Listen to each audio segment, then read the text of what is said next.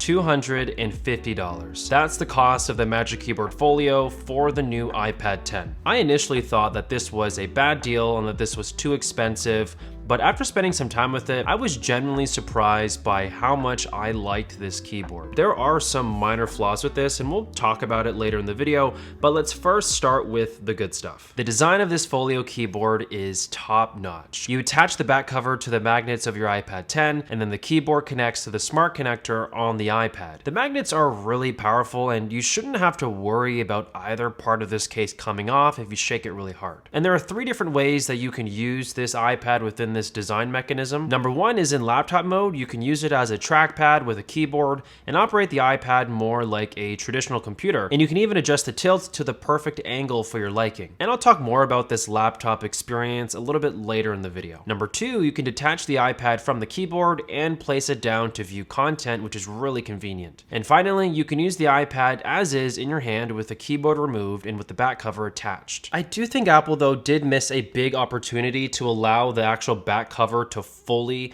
recline back to get a more comfortable drawing and writing position when you're using this on a table. Logitech offers this on their current keyboard Folio cases, and you can get this writing position on other standard Folios for iPads.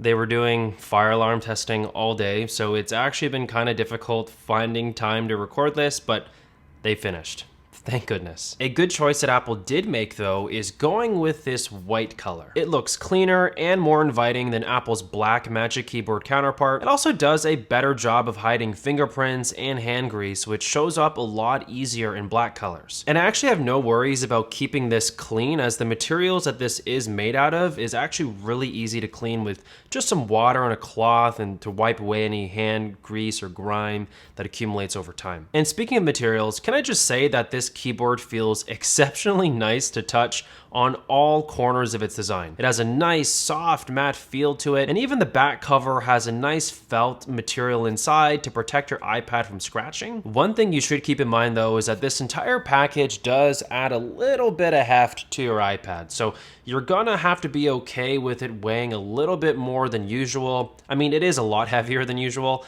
but from my experience, it doesn't really bother me. It's not an issue at all, but something that you should be aware of. I just want to take a moment to thank today's video sponsor, Ekster. Ekster designs the most efficient smart wallets I've ever come across. They are super slim and minimalist, have quick card access with the click of a button, and are made of these really high quality materials. I'm having trouble deciding if I like the space grade aluminum or their leather wallets better. They both look stunning. A bonus is that they support the ability to put an air tag in it, which is a must for me because these carry my most valuable IDs and cards. Their key case is fantastic as well. It's made of leather and stainless steel, and you get all of your keys enclosed so they don't scratch or rub against other valuables in your pocket like your iPhone. Be sure to check out their products at the link at the top of the description down below. They're currently having a Black Friday sale between November 10th and 27th, and if you use my discount code TerranRule, you can get up to 35% off at checkout. Thank you so much, Ekster, for sponsoring today's video. Okay, now let's zero in on the keyboard experience. The typing for me has been excellent. The keys are clicky, responsive, and meet my expectations for something that I could use for long periods at a time. Apple added a new function key row to this keyboard that gives you the ability to adjust things like brightness of the iPad, show your current apps open, spotlight search, dictation, volume controls, the whole 9 yards. Honestly, I'm really happy that they did this because it adds a level of functionality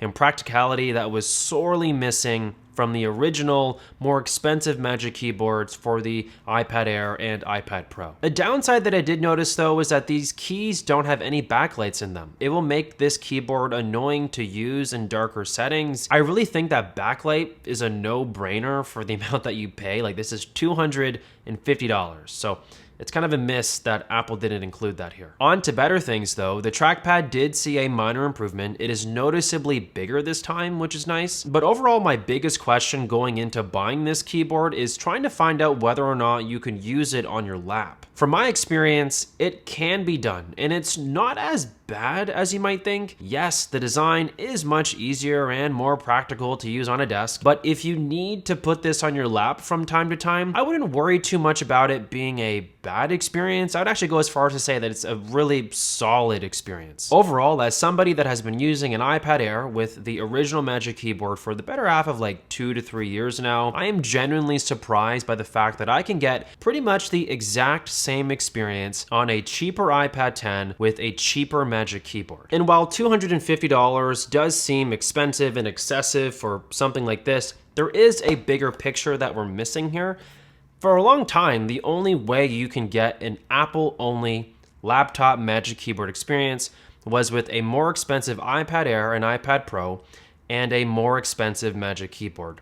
But in today's world, you can buy a much cheaper iPad 10 and a cheaper Magic Keyboard, and you pretty much get the same experience. Like, that was what Apple was going for, to opening up this iPad laptop experience to more people at a cheaper price. So on that note, I think that this whole package here, like, this is a winner in my books. Anyways, thank you guys so much for watching. Make sure to check out this video right here if you want to see a cheaper keyboard, if this keyboard here is out of your budget, and other cool iPad 10 accessories that I talked about in that video. But anyways, thank you so much for watching. I'll catch all of you guys in the next one. Peace.